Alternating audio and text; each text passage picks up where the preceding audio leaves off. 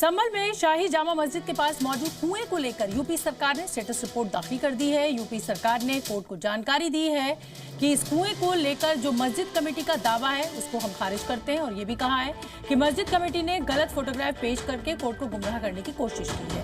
UP सरकार का कहना है कि ये कुआं सार्वजनिक जमीन पर मौजूद है, ये मस्जिद परिसर के पास मौजूद है लेकिन मस्जिद परिसर के भीतर नहीं है। इस कुएं का मस्जिद से कोई वास्ता नहीं है।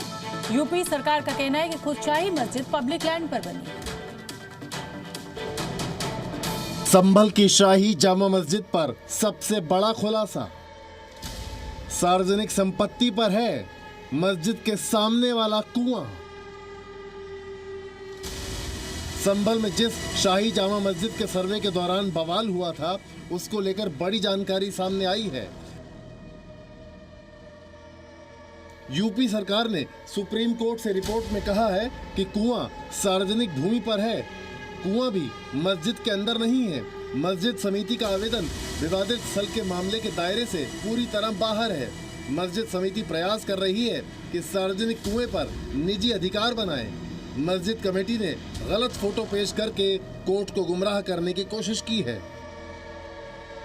आपको बता दें कि ये कुआं उन 19 कुओं का हिस्सा है जो जिला प्रशासन की ओर से पुनर्जीवित किए जा रहे हैं। इन प्राचीन कुओं का पुनरुद्धार किया जा रहा है। वहीं त्योहारों से पहले मस्जिद के रंग रोगन पर भी सियासत शुरू हो गई है। दरअसल संभल की जामा मस्जिद की रंगाई पुताई के लिए एएसआई की ओर से परमिशन नहीं मिली है, जिसके बाद संभल के मुसलमान भड़के हुए हैं। अब हो रहा है क्या आप मंदिरों को और शिवालयों को सरकार पैसा दे रही है सजाने के लिए और मस्जिद अपने खर्चे पे कर रही है, तो आप उसको परमिशन नहीं दे रहे। तो ये तुष्टिकरण, अब जो असली वाला तुष्टिकरण है वो आप है जो ये सरकार इल्जाम लगाती है कांग्रेस। संभल की शाही जामा मस्जिद एएसआई के संरक्षण में है। इसे लेकर मंदिर और मस्जिद का विवाद भी चल रहा है। ऐसे में परमिशन न मिलने से यहाँ के मुसलमान सीधे सीधे सरकार पर आरोप लगा रहे हैं। ये तो तानाशाही है और कुछ नहीं है। मुसलमानों को दबाया जा रहा है, हिंदूवादी सरकार है। जितना मुसलमानों को दबाएगी हिंदू उतना ही खुश होगा।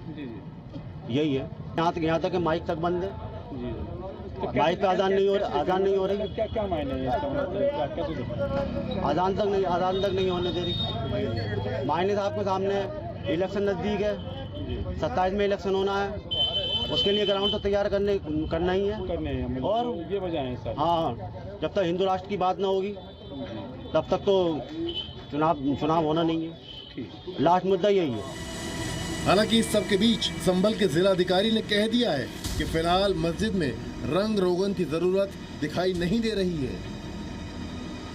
देखिए, जो विवादित ढांचा है ये वर्तमान में माननीय न्यायालय के का विषय है और एएसआई की प्रॉपर्टी है। तो उन्होंने जो एएसआई को पत्र लिखा है उस पर एएसआई निर्णय ले, लेकिन उससे पहले हमने कहा है कि जब तक एएसआई की परमिशन नहीं आएगी तब तक किसी भी प्रकार से किसी को इससे छेड़छाड़ करने का कोई अधिकार नहीं होना चाहिए। और हमने भी उनका जो पत्र आया उसे एएसआई को मूल रूप से भेज दिया है कि एएसआई इस पर निर्णय ले। और यही नहीं, संभल के मुस्लिमों ने यह भी आरोप लगा दिया कि महाकुंभ में सब कुछ हो रहा है लेकिन हमें सुविधाएं नहीं मिल रही हैं, उनके साथ भेदभाव हो रहा है। ये तो कुंभ का मेला चल रहा है अभी, उसमें लोगों ने पुलिस वगैरह लगी हुई है, मगर यहाँ ऐसी कोई भी सुविधा नहीं है।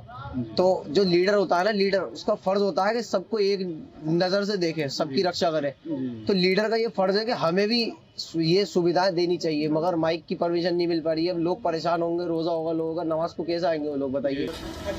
दरअसल संभल की कथित शाही जामा मस्जिद के सर्वे के दौरान भयानक बवाल हुआ था, जिसके बाद दंगाइयों की पहचान और उनके खिलाफ कार्रवाई की जा रही है।